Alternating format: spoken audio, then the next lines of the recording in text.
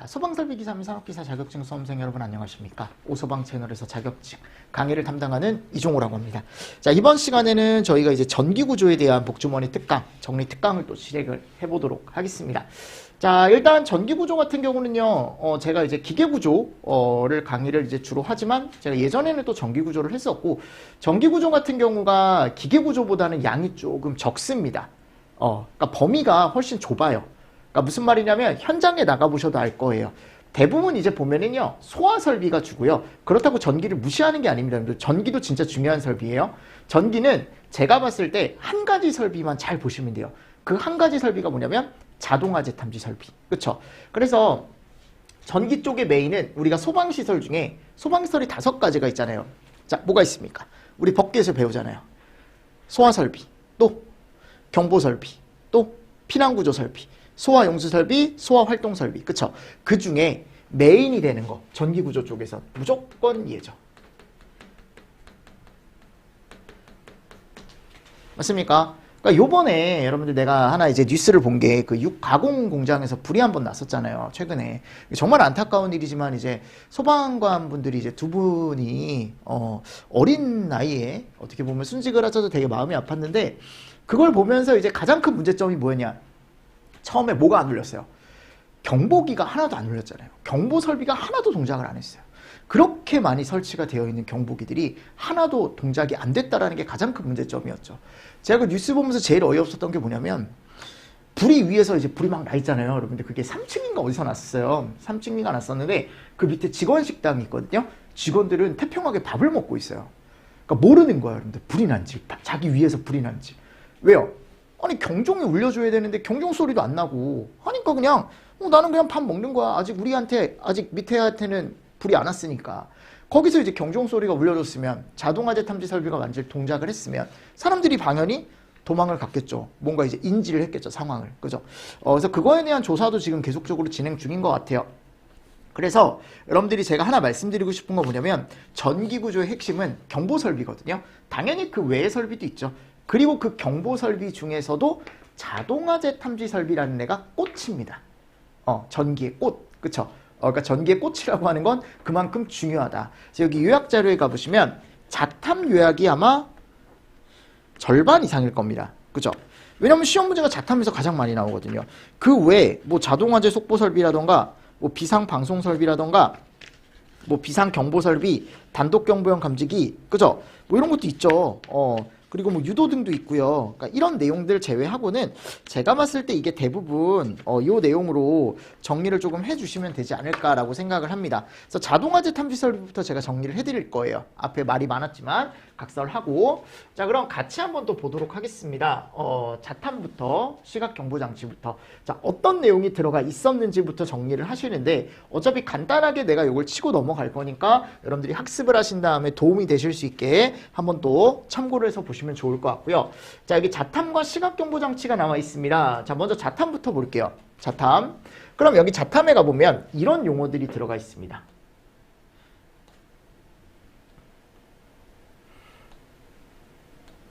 자, 이게 뭐예요? 이 네 가지. 지금 수신기, 중계기, 감지기, 발신기. 요게 이제 우리가 보통 얘기하는 구성 요소죠, 설비에. 그래서 수신기라는 걸로 이루어져 있고요. 중계기, 그리고 감지기, 발신기. 그죠? 자, 수신기는 화재 신호를 받는 곳이고요. 말 그대로. 중계기는 이제 우리가 보통 아령 수신기에 다는 거고. 용어의 정의 꼭 한 번씩 다 읽어보셔야 돼요. 특히 요 2개. 자, 얘네가 뭡니까? 화재를 감지해주는 곳이죠. 그죠? 감지기는 자동. 자동으로 뭘? 열이나 연기나 또는 불꽃 이런 것들을 자동으로 받아주는 애들이죠. 그죠? 발신기는 자동이 아닙니다. 무조건 뭐예요? 수동이죠. 수동. 누르면 바로 이제 화재 신호가 들어가게 되는 거죠. 그러니까 감지기나 발신기는 여러분들이 정리를 하실 때 2가지가 자동 개념과 수동 개념이라는 걸 알고 계셔야 되고 핵심 부품 중에 하나가 요거죠. 요 감지기. 그래서 감지기가 시험 문제가 잘 나옵니다. 그러니까 이게 수동으로 가서 사람들이 수동 버튼을 누르는 것보단 직접적으로 우리가 그냥 불이 났을 때 열 연기가 위로 올라가서 내가 이게 지금 우리가 보통 천장에 달리는 감지기가 자동으로 동작하는 경우를 훨씬 더 많이 얘기하기 때문에 감지기가 더 중요하다라고 저는 얘기를 하고요. 그래서 감지기가 시험 문제가 잘 나오죠. 그래서 뭐 열 감지기, 연기 감지기, 불꽃 감지기 막 이런 애들이 있고요. 자, 그리고 나서 이제 위에 가보면 뭐 경계구역이라는 게 나와 있는데 이 경계구역은 제가 이따가 설명을 드리고 시각경보장치. 자, 요거는 우리가 일반적으로 자동화재 탐지 설비가 동작을 한다. 그럼 거기서 경종이나 사이렌이 울리거든요. 그럼 이거를 들으시는 분들은 그냥 도망가면 돼요. 들으면 이게 뭐가 문제가 생겼구나. 야, 얼른 도망가자. 근데 이제 귀가 좀 불편하신 분들은 들리지 않잖아요. 당연히 주변 분위기를 보고 이제 도망을 갈 수는 있겠지만 들리지 않다 보니까 이거를 눈으로 볼 수 있게, 그쵸? 시각경보장치라는 게 또 있더라라는 거죠. 제 말은. 그래서 한번 읽어보시고요. 자, 두 번째 가보면 이제 뭐가 나와요? 처음에 경계구역이라는 게 나와요. 그래서 얘는 화재 신호를 유효하게 발신하고 수신할 수 있는 구역이다라고 되어 있습니다. 그래서 이게 너무 넓으면 돼요? 안 돼요? 안 되죠, 그죠? 그래서 우리가 이제 보통 얘기했을 때 자동화재 탐지 설비의 경계구역이다라고 얘기하면은 수신기와 감지기, 수신기와 발신기 이 신호들이 유효하게 들어갈 수 있는, 서로 유효하게 신호를 주고받을 수 있는 구역이다라고 얘기를 하거든요. 그래서 이게 너무 넓어지면, 너무 넓게 경계구역을 잡아버리면 신호가 유효하게 들어가지 못하기 때문에 이 경계구역을 우리가 면적이나 또는 길이로 끊어줘요. 그래서 여기 가보면 보세요. 먼저 수평적 경계구역이라는 게 나와 있죠. 하나의 경계구역은 2개 이상 건물에 미치지 않게 하래요. A동, B동. 자, 생각을 해보십시오. A, B동을 하나의 경계구역으로 선정을 하면 내가 불이 났을 때 A동에서 불이 나더라도 하나의 신호, B동에서 불이 나더라도 하나의 신호가 들어간다는 거거든요. 그럼 관리자 입장에서는 A동에서 불이 났는지 B동에서 불이 났는지 알 수가 없다는 거예요. 그러니까 이걸 어떻게 하는 거예요? 별도로 A동 따로 B동 따로 신호가 들어갈 수 있게. 무슨 말씀인지 아시겠습니까? 그래서 2개 이상 건축물에 미치지 않게 해라. 항상 이런 게 기본이에요. 그럼 층도 마찬가지겠죠. 내가 1층, 2층, 3층, 4층, 5층 건물이 있는데 1, 2, 3, 4, 5가 있대요.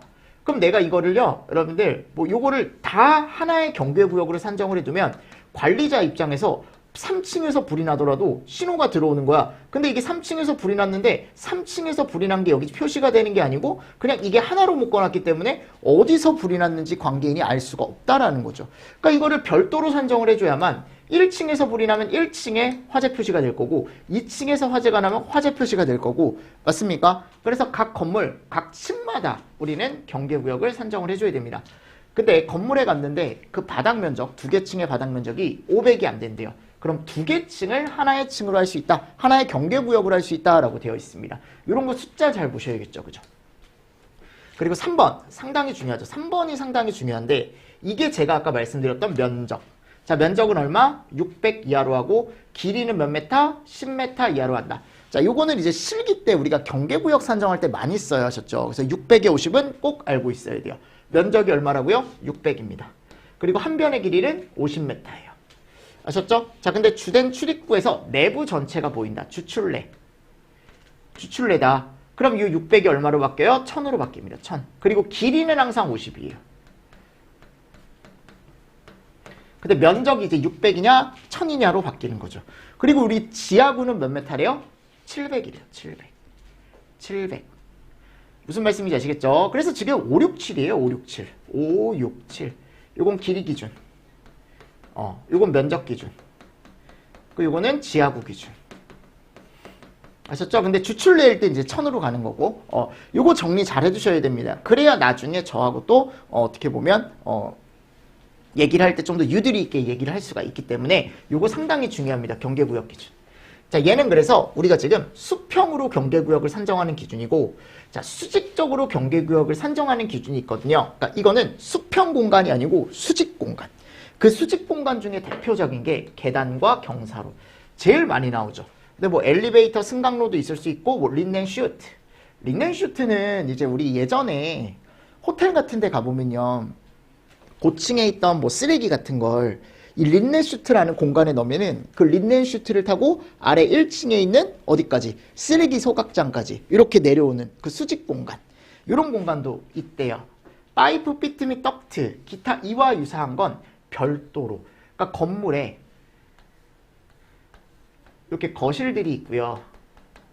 여기 계단이 있잖아요. 그럼 제가 얘기했죠. 이 거실은 아까 면적 뭐 500, 면적 600, 그죠? 길이 50 이런 식으로 이제 수평적 경계구역을 산정을 하고 또 각 층마다 산정을 하고 주출내면 1000에 50이고 맞죠 여러분들? 자 계단은 어떻게 한다고요? 수직으로. 자, 수직으로 산정하는데 요 수직으로 산정했을 때 이따가 또 기준이 나와요. 아셨죠? 그래서 이런 게 이제 나오는데 요 두 개를 서로 어떻게 하래요? 따로 보래. 따로. 수평적 경계구역 따로, 이런 수직 공간에서의 수직 경계구역 따로. 아셨죠? 요거 시험 문제 잘 나오니까 두 개 따로 한다라는 것도 잘 알고 계셔야 되고요. 자, 별도로 하랍니다. 그리고 하나의 경계구역은 45m마다 하라네요. 45m. 그럼 이 45m는요. 딱 두 가지에만 해당해요. 계단과 경사로. 엘리베이터 승강로 같은 경우는요. 그냥 이게 몇 메타가 됐던지 간에 그냥 하나로 산정을 합니다. 린넨 슈트 및 파이프 피트 및 덕트도 그냥 개수로 산정을 해서 그냥 얘가 3개 있으면 3개의 경계구역 이런 식으로 산정을 한다고요. 아셨죠? 자, 근데 여기 가보면 지하층의 계단 및 경사로가 별도로 있으면 별도로 하나의 경계구역으로 하래요. 그러니까 무슨 말이냐면 여기 지상에 있는 계단 경사로와 지하에 있는 계단 경사로가 있으면 여기 따로 여기 따로 산정을 하는데 지하가 만일 층수가 1층이다. 여기가 1층밖에 없다. 1층. 그러면 같이 보래요. 그냥. 별도로 하지 말고. 이런 경우도 나와 있고요. 자, 그리고 세 번째 가보면 외기에 면하는 상시 개방된 부분이 있는 차고 주차장 차고는 외기에 면하는 부분으로부터 5m는 경계 면적에 산입하지 아니한다. 5m. 그래서 우리가 여기 주차장이 있으면 주차장이 보통 여기 차 왔다 갔다 하는 곳 여기는 항상 외기에 어떻게 돼 있어요? 면에 있잖아요. 그죠? 이 외기에 있는 이 5m 부분. 5m. 이 부분은 경계구역을 600제곱씩 제가 끊는다 그랬죠. 그 600제곱 면적에서 제외한다. 또는 50m 길이 기준에서 제외한다. 그래서 이 5m 기준은 산입하지 않는다라고 나와 있고 스프링클러나 물분무 등 제어 설비의 화재 감지 장치로서 화재 감지기가 설치된 경우 경계구역은 해당 설비의 방사구역 또는 제용구역과 똑같이 그냥 가져갈 수 있다. 소화 설비에서 설정한 구역과 동일하게 그냥 경계구역을 가져갈 수 있다라고 나와 있습니다. 됐나요? 근데 이 경계구역 기준이 중요하죠. 그죠? 꼭 알고 계셔야 되고 자, 세 번째 수신기 기준. 자, 수신기 기준 같은 경우는요. 우리가 수신기 적합 기준이라는 게 있는데 경계구역을 각각 표시할 수 있게 회선수 이상의 소화신기를 설치를 하래요. 그러니까 내가 만일 경계구역이 10개예요. 그러니까 경계구역이 10개라는 건 내가 예를 들어 화재를 내가 발신하고 내가 표시하고자 하는 층이 10개다라고 제가 생각을 하면 그럼 1층에서 불이 나면 1층 화재 표시등이라는 게 들어오고 2층에서 불이 나면 2층에 화재 표시등이라는 게 들어오거든요. 그럼 당연히 이 10개를 커버할 수 있는 수신기를 갖다 놔야겠죠. 왜냐면 수신기에서 그걸 확인하는 거거든. 여기 1층에서 불이 났는지 2층에서 불이 났는지. 그죠? 회선수 이상입니다. 그래서 회선수 이상의 수신기를 설치를 하고 가스누설 탐지 설비가 설치된 경우 가스누설 탐지 설비로부터 가스누설 신호를 수신하여 가스누설 경보를 할 수 있는 수신기를 또 별도로 또 이렇게 이제 설치를 해줘라라고 나와 있습니다. 한번 읽어보시고요. 자, 오른쪽에 가보시면 오른쪽 자동안전 탐지 설비의 수신기는 지하층, 무창층 또는 환기가 잘 되지 않거나 실내 면적이 40제곱 미만인 장소, 감지기 부착면과 실내 바닥면의 거리가 2.3m 이하인 장소로서 일시적으로 발생한 열, 연기, 먼지 등으로 인해 감지기가 화재를 발신할 우려가 있을 땐 축적 기능이 있는 걸로 설치할 것. 이 축적 기능이 있는 건 어디에 설치하는 거냐면 여기에 설치하는 거다. 그러니까 지금 위에 나와 있는 장소가 지하층, 무창층, 실내 면적이 40제곱, 부착면과 실내 바닥면의 거리가 2.3, 그쵸? 그래서 이런 장소는 일시적으로 발생한 열 연기에 의해서 화재 신호가 들어올 수 있는 장소. 그래서 우리가 여기를 뭐라고 한다 그랬어요? 비화재보 우려가 있는 장소, 오동작의 우려가 있는 장소. 자, 여기는 축적형 수신기. 약간 화재가 아닌 건 걸러주고 얘가 이제 화재 신호를 조금 더 늦게 어떻게 보면 정확하게 판단해주는 수신기다. 축적형 수신기다. 축적 기능이 있는 걸로 설치를 해줘라. 그래서 이렇게 비하제보 우려가 있는 곳에 설치를 해야 된다라고 나와 있고요. 이 비하제보 우려가 있는 장소 대표적인 것들 암기해 주셔야 됩니다. 자, 그리고 수신기 설치 기준 중요하죠. 항상 뭐 시험제 많이 나오는 기준이니까. 자, 수의실 등 상시 사람이 근무하는 장소에 설치한다. 당시 사람이 상시 근무하는 장소가 없는 경우에는 쉽게 접근하고 용이한 장소에 설치한다. 자, 원래는 상시 사람이 근무하는 장소에 설치한다라고 되어 있습니다. 근데 없으면 쉽게 접근하고 용이한 장소. 자, 그리고 수신기가 설치된 장소에는 경계구역 일람도라는 걸 비치하래요. 맞습니까? 근데 주수신기를 설치하는 경우에 거기가 보면 주수신기를 제외한 기타 수신기에는 안 해도 된다라고 나와 있고, 수신기의 음향은 음량 및 음색이 다른 기기의 음량과 구별될 수 있는 걸로 할 것. 그쵸? 타 설비에 어떻게 보면은 명동하는 그 음과 똑같으면 안 되겠죠. 그죠? 그래서 우리는 이제 보통 요거를 사용하죠. 요거 경종. 그래서 수신기 직근에는 우리가 주경종이라는 걸 설치하죠. 따르르르릉 종소리가 나요. 그죠? 수신기는 감지기, 중계기, 발신기가 작동하는 경계구역을 표시할 수 있어야죠. 당연한 얘기고, 화재, 가스, 전기 등에 의한 종합방제만을 설치한 경우에 해당 조작반에 수신기의 작동과 연동하여 감지기, 중계기, 발신기가 작동하는 경계구역을 표시할 수 있는 것으로 할 것. 하나의 경계구역은, 자 보십시오. 하나의 표시등, 하나의 문자. 하나의 표시등으로 이제 화재 신호를 발해주는 게 P형 수신기. 하나의 문자로 화재 신호를 알려주는 게 R형 수신기. 얘가 더 비싼 거라 그랬죠. R형. 그죠? 이런 것들 같이 보시고요. 수신기 조작 스위치는 항상 스위치는 바닥으로부터 0.8에서 1.5. 그리고 둘 이상의 수신기를 설치하는 경우에 수신기 상호 연동. 각 수신기마다 확인할 수 있어야 된다. 뭐 이런 내용들 한 번씩 여러분들이 보시고, 이 P형 수신기는요, 여러분들 자체적으로 뭐를 할 수 있냐면 시험을 할 수 있거든요. 그 시험이 이런 애들이 있대요. 화재 표시를 잘하는지, 동시 작동을 해도 문제가 없는지, 도통이 뭐예요? 서로 연결이 잘 돼 있는지, 그죠? 단선은 되지 않았는지. 공통선 시험, 우리가 이거 7개, 회선수를 7개 이하, 7개까지 우리가 하나의 어떻게 보면은 공통선, 마이너스 선을 가지고 할 수 있는데, 이런 것들 나중에 이제 저하고 또 실기 때 가면 나중에 이제 학생들하고 같이 할 거고 배울 거고요. 예비 전원 시험이라는 게 있고, 뭐 저전압, 회로 저항 시험 이런 게 있대요. 그러니까 이런 내용들을 여러분들이 한 번씩은 꼭 보십시오. 그래서 P형에는 이렇게 기능 시험들이 있더라. 기능 시험들이 있더라라는 거고, 여기에 두 가지 제가 비교를 넣어놨는데 P형과 R형에 대한 거, 그죠? P형은 1:1 접점 방식이다. 다중전송 방식이다.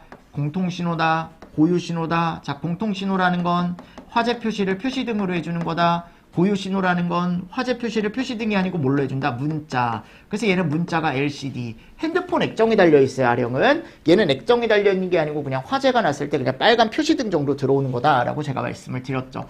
적색 램프 들어가 있고, 소형, 대형 들어가 있죠. 맞나요? 자, 유지관리는 얘가 훨씬 어렵고 얘는 유지관리가 쉽습니다. 그러니까 얘가 더 좋은 거죠. 어떻게 보면 R형이 더 좋은 겁니다. 그래서 설비 자체는 고가지만 그 후에 유지관리라던가 또는 공사비라던가 이런 것들이 얘가 더 싸다. 왜냐면 얘는 전선이 많이 들어가고, 그리고 추후에 유지관리도 쉽지가 않다.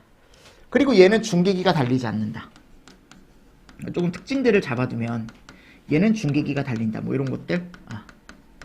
아셨죠? 네. 나중에 여러분들이 이런 거, 수신기 기능 시험이나 이런 것들은 실기 때 가면 또 쓰는 문제가 있어요. 그래서 설명도 할 수 있어야 되긴 한데, 필기 때는 제가 봤을 때 그렇게 많이 나오진 않아요. 근데 나오긴 하지만. 자, 그리고 세 번째, 중계기. 자, 중계기는 감지기, 발신기 또는 정기적 접점 등의 작동에 따라 신호를 받아 이를 수신기에 전송하는데, 얘는 P형보다 R형. 그죠? 그래서 이 세 가지 기준. 수신기에서 직접 감지기로 도통시험을 행하지 않는 경우에, 행하지 아니하는 것에 있어서는 수신기와 감지기 사이, 우리가 여기 수신기가 있으면 이 감지기가 이렇게 있죠? 그럼 이 사이에 우리가 여기다가 뭐를 설치한다? 중계기. 조작 및 점검에 편리하고 화재 및 짐수 등의 재해로 인한 피해를 받을 우려가 없는 장소에 당연한 거고요. 수신기에 따라 감시되지 아니하는 별도의 배선을 통해 전력을 공급받으면 전원 인력 측의 배선에 과전류 차단기를 꼭 설치를 해주래. 과전류 차단기를 꼭 설치를 해주고, 해당 전원의 정전이 즉시 수신기에 표시가 돼야 되고 상용 전원과 예비 전원 시험을 할 수 있도록 할 것. 네. 요 내용 한번 좀 잘 보시면서 넘어가 주십시오. 어디와 어디 사이에 그리고 도통 시험 이런 것들. 그리고 조작 및 점검 편리하고 화재 침수 재해로 인한 피해받을 우려가 없는 장소에 설치하고 과전류 차단기를 설치해야 되고 수신기, 상용 전원, 예비 전원 이런 내용들. 요게 중계기 설치 기준에 들어가 있더라라는 거죠. 근데 중계기 기준도 여러분들 나중에 보시면 알겠지만 많이 나오진 않습니다. 근데 이 설치 기준 정도 조금 잘 보시면 좋을 것 같고요. 자, 이제 자동화재 탐지 설비의 핵심 부품 중에 하나인 자, 지금 뭐가 있어요? 감지기가 있죠. 이 감지기는요, 여러분들 꼭 정리를 해두셔야 돼. 아셨죠? 얘를 알아야 실기 때도 문제를 잘 풀 수가 있습니다. 그래서 여기 여러 가지 숫자들이 나오고 여러 가지 숫자들과 설치 기준이 나오는데 정리를 잘 해주십시오. 자, 먼저 우리는 감지기 종류를 보셔야 되는데 자, 감지기는 열을 감지하는 애가 있고요. 연기를 감지하는 애가 있고요. 그리고 불꽃을 감지하는 애가 있어요. 제가 봤을 땐 딱 여기까지.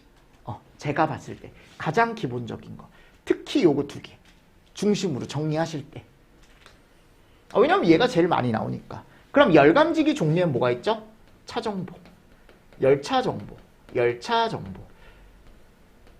지하철역 가서 여러분들 열차 정보를 보는 거예요. 열차 정보. 무슨 말씀인지 아시죠? 자, 그리고 연기감지기에는 이광공 뭐 이런 애가 있습니다. 이광공, 이온화식, 광전식, 공기흡입식. 그죠? 이온화식, 광전식, 뭐 여기 제가 써놓지는 않았지만 공기흡입형. 요게 이제 따로 들어갔어야 되는데 이렇게 따로예요. 따로. 공기흡입형이 따로입니다. 가로가 같이 쳐져 있지만 공기흡입형이라고 들어가 있습니다. 됐습니까? 이런 것들 그냥 같이 보시면 됩니다. 공기흡입형 감지기 기준도 같이 좀 이따가 저하고 정리를 또 해주시면 좋고요. 근데 공기흡입형도 많이 나오진 않아서 그래도 한 번씩 정리를 하시고 불꽃 감지기는 자외선, 적외선 뭐 그리고 두 개를 겸용하는 방식이 있고요. 뭐 복합형 감지기, 다신호식 감지기, 방폭형 감지기 이런 애들이 있답니다. 그래서 종류 정도 일단 체크를 조금 해보시고 뭐 차동식엔 당연히 스포트형, 분포형, 뭐 스포트형 감지선형 요건 뒤에서 제가 말씀을 드리겠습니다. 자, 비하제보 우려가 있는 장소에 설치하는 감지기 종류 나와 있죠. 이렇게 8가지. 근데 아까 축적형 수신기 설치하는 기준하고 어때요? 똑같습니다. 그 장소하고. 그래서 뭐라고 되어 있습니까? 지하층, 부창층, 환기가 잘 되지 아니하거나 실내 면적이 40제곱 미만인 장소. 부착면과의 거리가 2.3m 이하인 곳으로 일시적으로 발생한 열, 연기 또는 먼지 등으로 인해 화재를 발생할 우려가 있는 장소. 근데 축적형 수신기가 있는 경우에는 굳이 이 감지기를 설치할 필요가 없대요. 왜냐하면 이미 축적형 수신기에서 이거에 대해 방지를 하고 있는데 여기다가 또 비하제보 우려가 있는 장소에 설치하는 감지기 얘를 또 설치해버리면 이게 너무 늦어버리는 거야. 너무 얘가 신중해버리는 거야. 아셨죠? 너무 늦게 동작하는 거죠.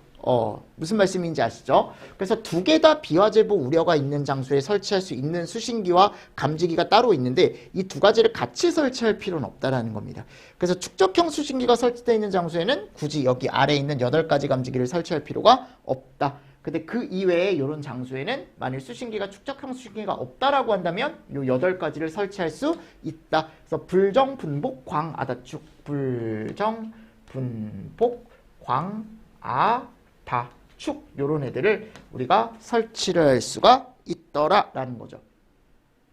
그리고 이제 감지기 부착 높이 기준이 있는데 근데 이 감지기를요 아무데나 막 부착하는 게 아니잖아요. 얘가 열을 감지하고 연기를 감지하고 불꽃을 감지해야 되는 애기 때문에 부착 높이에 따라 설치할 수 있는 감지기가 쭉 정해져 있대요. 자, 근데 만약 4m 미만이다 그러면요 모든 감지기를 다 설치할 수 있대요. 4m 미만이면 모든 감지기. 자, 4에서 8m 미만이다 그러면 우리가 종 중에 감도 3종이라는 감지기가 있거든요. 이 연기 감지기 중에 연기 감지기가 1종이 있고 2종이 있고 3종이 있어요. 근데 감도가 좋은 게 1종이 제일 좋은 거거든요. 그 다음 좋은 게 2종, 3종은 되게 느린 거. 그래서 3종 빼고는 다 설치할 수 있대요. 그죠? 자, 근데 여기는 시험 문제가 잘 안 나오고 그래서 저는 여기 있죠, 여기. 왜 여기가 시험 문제가 잘 나오냐면 8m 이상이잖아요. 8m 이상부터는 열감지기를 설치 못합니다. 왜냐하면 층고가 너무 높으면 열이 위까지 올라가는 시간이 생각보다 오래 걸리거든요. 대신에 연기는 빠르게 올라가요. 연기는 상관없습니다. 그래서 8m 이상부터는 열보다는 어디 감지기? 연기 감지기를 위주로 설치를 해줘라. 그래서 차, 분이죠. 차분, 이광연. 연기 복합이에요. 차분한 이광연 씨. 차분한 이광연. 차분한 이광연. 자, 근데 여기 갔을 때 3종은 어차피 안 된다라고 했으니까 날려버리고 연기 복합과 차동식 분포형 그리고 불꽃 감지기는 외울 필요 없어요. 왜요? 불꽃 감지기는 어디서나 적응성이 있어요. 자, 그리고 15에서 20m 미만이죠, 지금. 15m 이상, 20m 미만. 그럼 15m 이상일 때는 이광연으로 가요. 차분한이 빠져요. 근데 여기서는 2종이 빠집니다. 아까 1, 2종 됐었잖아요. 여기서 되던 게 2종이 빠지고 차분한이 빠져요. 그리고 불꽃 감지기로 가는 거죠. 이광연 씨라는 사람이 있다라고 생각하시면 돼. 차분한 이광연이었다가 그냥 이광연으로 바뀐 거야. 약간 이제 차분한 게 좀 없어졌나 봐요. 자, 그리고 20m 이상에 가보면 불꽃 감지기 무조건 들어가고 광전식 중에 아날로그 방식만 사용이 가능하다. 부착 높이 20m 이상에 설치되는 광전식 중, 자, 요 아날로그 방식은 하한값이 강광률이 5% 미만인 걸로 한다라고 되어 있습니다. 뭐 이런 내용도 한번 읽어보시면서 넘어가 주시면 좋을 것 같고. 자, 네 번째 가보면 감지기 공통 설치 기준이라는 게 나와 있어요. 그쵸? 그럼 감지기는 이렇게 설치해라 라는 겁니다. 다만 교차회로 방식에 사용되는 감지기, 급속한 연소 확대가 우려되는 장소에 사용되는 감지기 및 축적 기능이 있는 수신기에 연결하여 사용하는 감지기는 뭐 축적 기능이 없는 것으로 설치한다. 교차회로라는 건 이따가 저하고 같이 할 거고. 자, 여기 갔을 때, 자, 이런 숫자들. 감지기는 실내 공기 유입구로부터 1.5m 이상 떨어진 위치에 설치를 해줘라. 차동식 분포형은 제외래요. 그죠? 1.5m 이상 떨어진 위치에 설치하는 이유는 외기에 의해서 공기 유입구에서 공기가 들어오잖아요. 그 외기에 의해서 감지기가 오동작할 우려가 클 수 있기 때문에 이걸 1.5m 이상 떨어뜨려라 라고 되어 있고요. 자, 감지기는 천장이나 반자, 옥내 면하는 부분에 설치를 해줘라. 내가 눈으로 봤을 때 보이는 부분. 그래서 여러분들 위에 바라보면요. 건물의 대부분 이렇게 이제 하얀색으로 플라스틱처럼 되어 있는 거 있어요. 걔네들이 다 감지기입니다. 화재 감지기. 그러니까 천장 또는 반자 옥내의 부분에 설치를 하고, 보상식은 정온점이 감지기 주위의 평상시 주위 온도보다 20도 이상 높은 걸로 설치를 해줘라. 20도 이상, 20도. 자, 그리고 정온식 감지기는 주방 보일러실 다량의 화기를 취급하는 장소에 설치해라. 차동식을 설치하는 장소와 정온식을 설치하는 장소는 별도로 되어 있다라고 제가 말씀드렸습니다. 그래서 정온식을 설치하는 대표적인 장소가 이런 곳. 일시적으로 갑자기 열이 올라갈 수 있는. 그쵸? 그러니까 무슨 말이냐면 주방이나 보일러실은 내가 요리를 할 때 갑자기 온도가 확 하고 뛸 수 있죠. 보일러실은 보일러가 작동할 때 온도가 확 하고 뛸 수 있죠. 이런 장소엔 차동식을 설치하면 안 된다고요. 왜냐하면 차동식은 일정 상승률 이상을 읽는 감지기이기 때문에 일정 상승률 이상 됐을 때 감지기가 동작을 해버리기 때문에 그렇게 올라가는 상승률에 의해서 동작을 할 수가 있다. 그러니까 이때는 그냥 정해진 온도에서 작동하는 정온식이라는 걸 꼭 설치를 해라. 공층 작동 온도가 최고 주위 온도보다 20도 이상 높은 걸로 설치를 해줘라. 뭐 예를 들어 그 장소가 요리할 때 70도까지 올라간대요. 그럼 70도짜리 감지기를 설치하는 게 아니고 최소한 90도 이상에서 작동할 수 있는 감지기를 설치를 해줘라 라고 나와 있고요. 자, 차동식, 보상식, 정온식 감지기는 그 부착 높이 및 특정 소방대 상물에 따라 다음 표에 따른 발학 면적 1개 이상을 설치할 것, 요 표. 요거 중요하죠. 그죠? 무조건 암기. 이건 다 암기야, 그냥. 무조건 암기예요. 그리고 스포티형 감지기는 몇 도 이상 경사되지 않게 하려? 45도 이상 경사되지 않게 하라. 이런 45도. 그래서 뭐 예를 들어 요게 이제 시험 문제가 나오면 층고를 먼저 보고 그 건물이 내화 구조냐, 기타 구조냐. 내화 구조냐, 기타 구조냐. 자, 1종, 2종, 특종 1종, 2종 있다 그랬죠? 그때 감도가 뭐가 더 좋은 거예요? 항상 1종이 좋은 거고, 특종이 좋은 거고, 1종, 2종이 더 좋은 거다. 이 순서, 감도가 좋은 순서. 그래서 1종 같은 경우는 90, 50, 45, 30, 70, 40, 35, 25 그대로 가고 60, 30, 30, 15, 20, 15 이런 식으로 해서 얘는 완벽하게 실기 때까지 그대로 가지고 오셔야 돼. 아셨죠? 네, 실기 때도 쓰는 내용이니까 꼭 정리를 해주시면 좋을 것 같습니다. 그래서 이런 것들이 이제 우리가 열감지기 공통 기준이고, 근데 감지기 설치 제외 기준. 이것도 많이 나오진 않아요, 여러분들. 많이 나오진 않지만 이 정도. 20m 이상일 땐 제외한대요. 이런 것들, 뭐 다른 것도 뭐 이런 거. 영감지기 안에서 이런 데 이제 설치 안 한다. 여기 앞에 장소 또는 주방 등 평상시 연기가 발생하는 장소는 영감지기 안에서 설치를 안 한다. 뭐 나머지도 뭐 읽어보시면 될 것 같습니다. 생각보다 많이 나오지 않으니까 여기는. 자, 그리고 여섯 번째 가보면 열감지기 개별 기준이라는 게 나와 있습니다. 그럼 요거는 이제 하나하나 기준이에요. 공통 기준이 아니고 열감지기. 아셨죠? 요거는 조금 쉬었다가 제가 또 설명을 한번 드려보도록 하겠습니다. 아셨습니까? 네, 이렇게 진행을 할 겁니다. 조금 속도감 있게 이런 내용이 있었습니다 라고 하면서 제가 정리를 해드릴 테니까 여러분들 같이 한번 또 정리를 해보도록 하겠습니다. 아셨죠? 자, 이번 시간도 여러분들 수고 많으셨습니다. 수고하셨습니다.